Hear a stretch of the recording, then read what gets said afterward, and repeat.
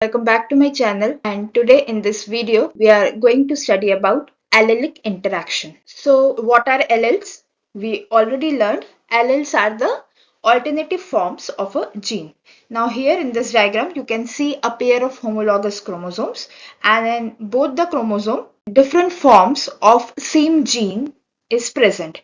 So these different forms are known as alleles, which are responsible for a single character. For example, if we talk about height, then capital T and small t are the alleles because both are specifying height only, capital T for tall plant, small t for dwarf plant.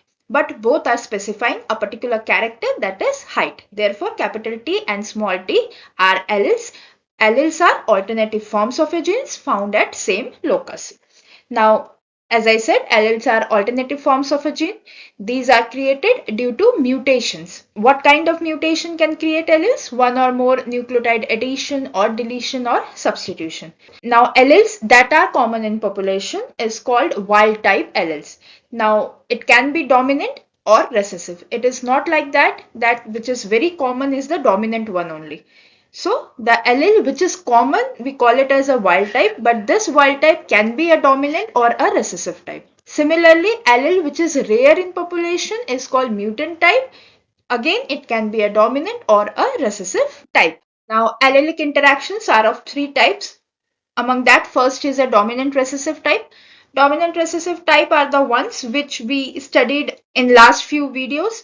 Plant height, seed color, one is expressive, another one is not expressive. These are the dominant recessive character type. Now, dominant allele that express itself, recessive allele that fail to express. In this case, for monohybrid, we already studied that the phenotypic ratio is 3:1 and the genotypic ratio is 1:2:1. Now, dominant alleles are not necessarily more common in population than recessive alleles. In the last slide also, what I said is the allele that is common in population, we call it as a wild type, and which is not common, we call it as a rare type.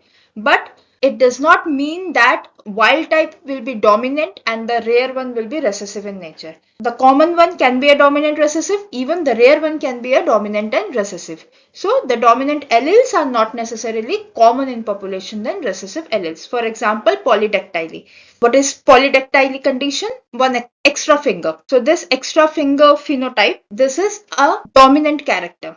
But it is not that common in population. Now, next is incomplete dominance. Incomplete dominance means where allele 1 and allele 2 both can equally contribute and both are functional.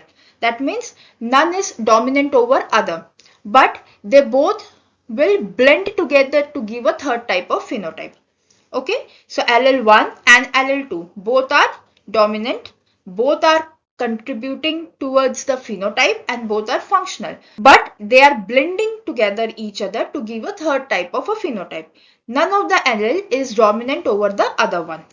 Now, for example, this type of incomplete dominance we can see in snapdragon. What happens in these flowers is red with genotype capital R when crossed with a white flower, that is genotype small r, in the F1 generation with the genotype capital R small r, the color is pink.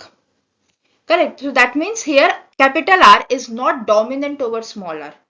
If it would have been the dominant one, then in this case capital R small r, the flower color should be red. So here red is not dominant over R or small r is not recessive compared to capital R. So here both are contributing to the phenotype, but both are blending together to give a third type of phenotype.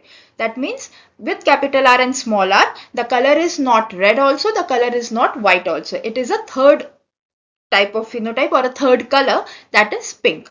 And when capital R small r is crossed with capital R small r, that means the members of F1 generations are crossed to get the F2 generation, then in that case we are getting one red, two pink and one white. That means the phenotypic ratio is 1:2:1. And what is the genotypic ratio? Capital R 1, capital R small r 2, small r 1. So in this case, the genotypic and phenotypic, both the ratios are 1:2:1. 1.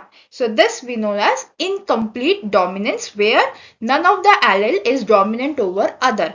They both are contributing to the phenotype, but they are blending with each other to give a third kind of phenotype. Now the third allelic interaction is codominance. Codominance also, where allele 1 and allele 2 both are functional and contributing to the phenotype.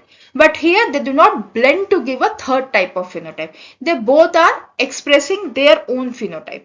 Clear? For example, our blood group. So for A blood group, the genotype is IA. For B blood group, the genotype is IB. In F1 generation, we will get IB, and the blood group will be AB blood group. That means A is also expressing, B is also expressing, and both are giving their own phenotype. They are not blending with each other to give a third type of blood group.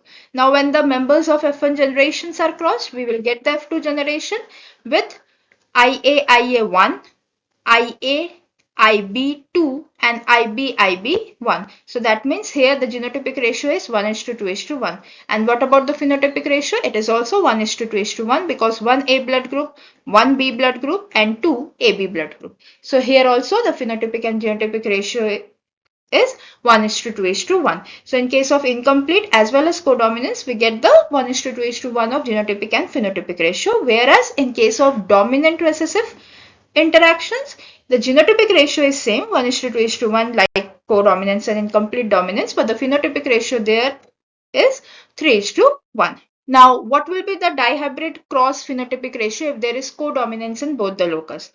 Till now, we studied these allelic interaction with respect to monohybrid cross, taking one character. Now, if you take 2 characters at a time, then what will be the ratio if it is in codominance? So, it is easy to get a dihybrid cross by multiplying the monohybrid cross, because the dihybrid cross means, in other words, we can say a dihybrid cross is 2 monohybrid crosses. Why? Because each character individually they will behave as a monohybrid cross. So when we take 2 such characters, we call it as a dihybrid cross, because here the characters or genes are not linked. They are not linked. So individually they are 2 different monohybrids. So to get a dihybrid cross, what we can do, we can multiply 2 monohybrid cross results. So here the monohybrid cross result for codominance phenotypic ratio is 1:2:1. Okay, so now to get a dihybrid cross, what we have to do? 1:2:1 into 1:2:1. Clear? When we will solve this, this is the phenotypic ratio for codominance in a dihybrid cross. So dihybrid means each character individually monohybrid.